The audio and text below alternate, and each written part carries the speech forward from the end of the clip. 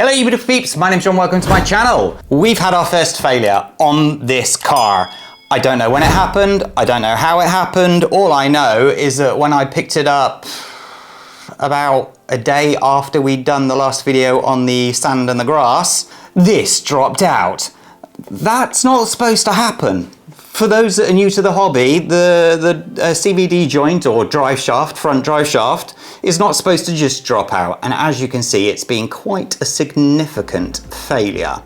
Now I have looked back on the video and tried to see if I could find anything that would have caused it or seen anything actually on the video. And at the time where, if you remember, the grub screw came loose again, it obviously started to go rear wheel drive again. Well, that would have happened anyway with the grub screw going loose. But I can only assume it's happened at that point because I can't imagine that during transportation that this has happened. I just can't imagine that. So, luckily, the part for this has arrived very quickly from AliExpress. They're doing a lot better on getting parts out quickly. And as you can see, I have a brand new set here. Now, there were some people that were saying the FTX Vantage parts would fit. Well, luckily, Colin's actually got an FTX Vantage. I took the CVD joint out, put it in this, does not fit. The actual, sorry, I can actually show you. This part here is completely different, so it won't fit because this one actually goes right into the wheel bearing. So, let me show you by taking it apart. I noticed that this is loose. I assume I've done that at some point. I must have done, right? Nobody else would have done it. It's a good start. Ah, there we go. So, first thing you need to do is take off the wheel nut, like so.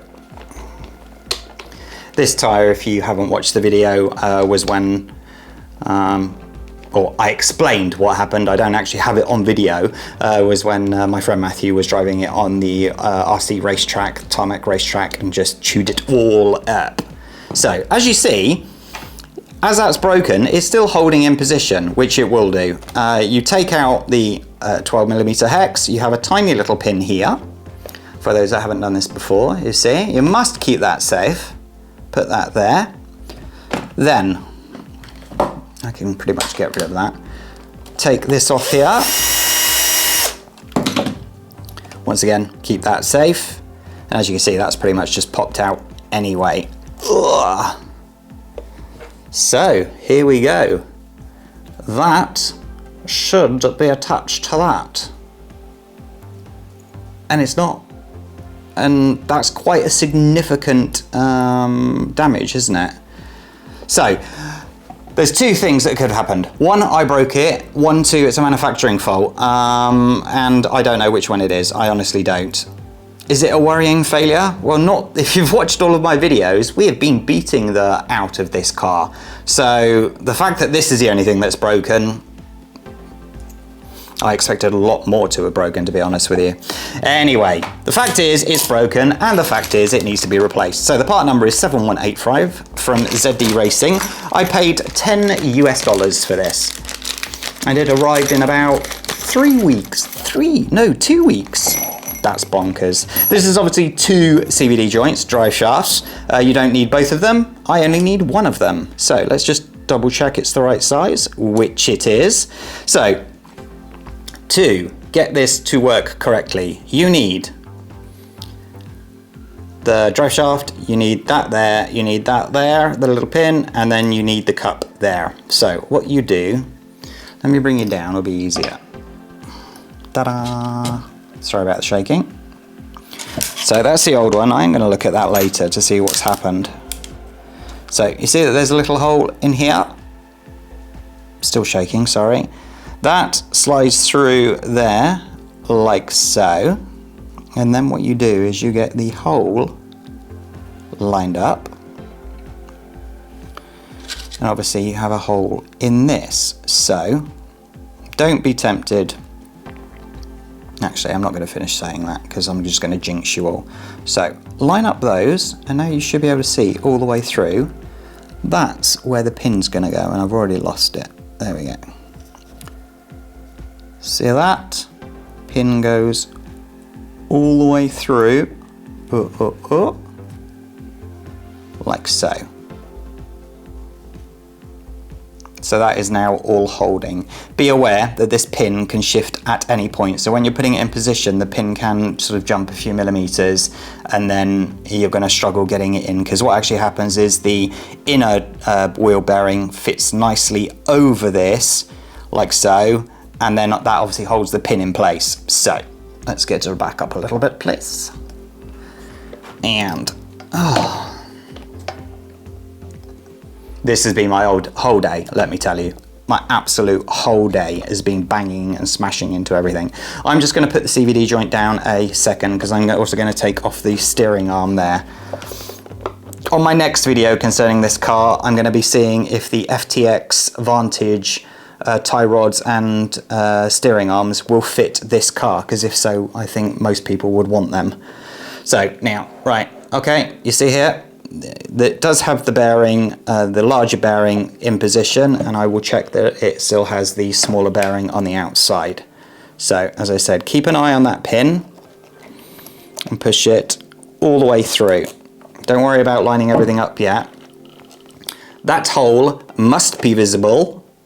If it is not, then something's gone wrong and you must do it again. So, put the pin in there, hold it in position. And as you see on the 12mm hex nut there is a place for the pin. Push it. Oh, that's not lined up very well. There we go. Push it through. There we go. Perfect, perfect, perfect. So that is now done. What you need to do is get it underneath the anti-roll bar there. I can't remember what Americans call that there. What is it? Anti-roll bar in American is it sway bar? Okay. So there we go. Now let me just turn this around so you can see what I'm doing.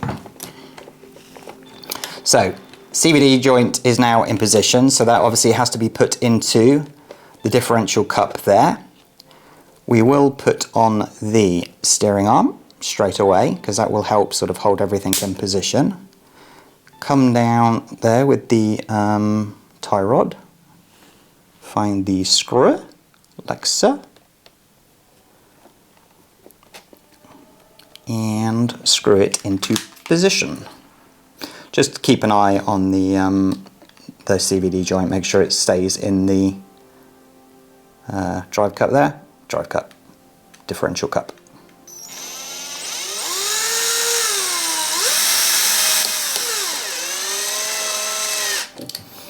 There we go, we have a wheel.